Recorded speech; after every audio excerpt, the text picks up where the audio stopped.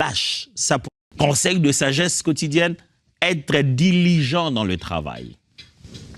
Proverbe 10,4 dit, celui qui agit d'une main lâche s'approuvait, mais la main des diligents enrichit. Celui qui agit d'une main lâche s'appauvrit, mais la main des diligents enrichit. Proverbe 10,4. Il dit, celui qui au travail est lent, lourd, il ne sait pas travailler durement, il résiste devant les situations difficiles. Un peu de pression, le voilà en train de pleurer. Quand il faut travailler, il ne sait pas prendre le risque. J'aime bien le mot, on appelle ça une main lâche. C'est-à-dire que il y a à la fois le fait de se relâcher et le fait d'être dans la lâcheté. C'est quelqu'un qui n'est pas bon dans le travail, il se relâche, mais c'est aussi quelqu'un qui ne sait pas prendre le risque. Il dit un travailleur, un diligent, quelqu'un qui travaille en gérant le temps, en sachant que c'est important de le faire maintenant. C'est celui-là qui devient riche. Mon ami, pourquoi tu penses que les riches, il est toujours dans l'occultisme? Le curé, les riches, il est juste diligent.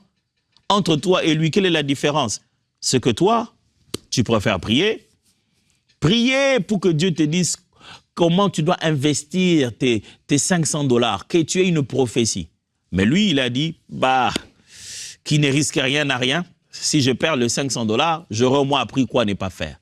Ça fait 5 mois que toi, tu es à la montagne en train de chercher une révélation divine pour faire avec ces $500 qui ont déjà perdu leur valeur là où tu habites.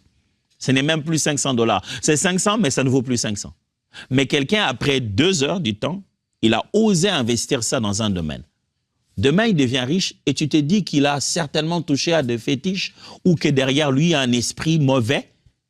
C'est l'esprit mauvais qui l'a rendu meilleur. Comment est-ce que l'esprit mauvais rend meilleur des gens et l'esprit saint avec toi ne te rend pas meilleur? Mon ami, sois diligent dans le travail. Travaille. Que ce soit un travail manuel, que ce soit un travail intellectuel, que ce soit dans le domaine de produits ou des services. Travaille.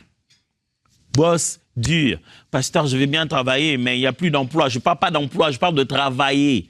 Dieu n'a pas donné aux gens des compétences pour l'emploi. L'emploi est venu après le potentiel. L'être humain est créé avec un potentiel. Les emplois, les fonctions, les travaux ne sont qu'une façon d'identifier un potentiel dans un domaine et d'avoir créé un système d'échange économique pour ce potentiel-là. Je n'ai pas le temps d'expliquer tout ça, c'est long. Ça veut simplement dire que avant qu'on se mette à payer beaucoup d'argent aux footballeurs aujourd'hui, il fallait que quelqu'un crée le football. Quelque part en Angleterre, quelqu'un devait créer le football, le soccer, comme certains disent. Mais quand il a créé le soccer, les premières personnes qui ont joué au soccer, ils étaient des footballeurs? Non.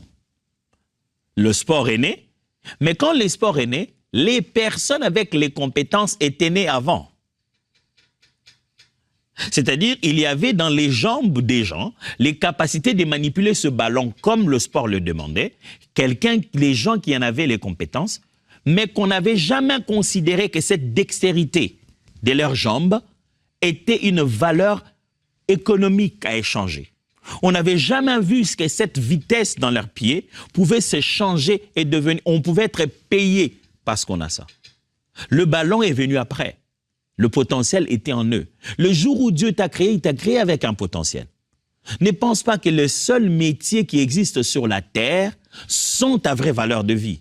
Il y a encore en toi de potentiel dont les métiers dans le milieu où tu te trouves ne se sont pas manifestés.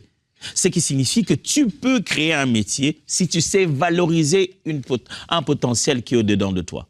Je ne vais pas trop me laisser prendre par ce sujet, je préfère en parler une autre fois. Mais ce que j'essaie de dire ici, travaille. La sagesse de la vie demande de travailler. Un jour, tu regretteras fortement d'être allé demander et quémander quelque part au lieu d'avoir travaillé. Oh, tu regretteras tout ton ego, je ne veux pas dire ton ego, ton estime de soi, voilà les termes. Toute ton estime de soi peut se briser le jour où quelqu'un te rappelle comment tu étais fragile. C'est toi qui venais ici nous demander, non? Tu te dis, pourquoi j'avais demandé? C'est parce que je n'avais pas, c'est parce que je ne travaillais pas. Tu vas te sentir ridicule, travaille. Paul, ne voulant pas faire ça, il a dit, les amis, quand je suis venu chez vous, Je n'ai rien demandé à personne. Je ne voulais pas que ça devienne un problème avec l'évangile.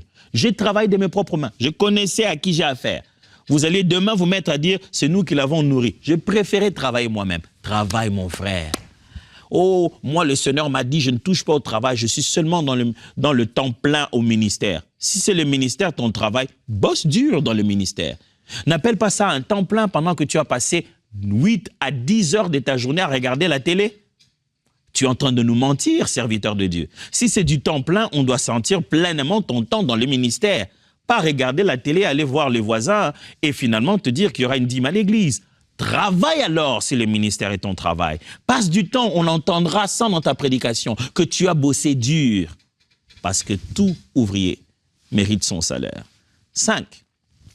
Être patient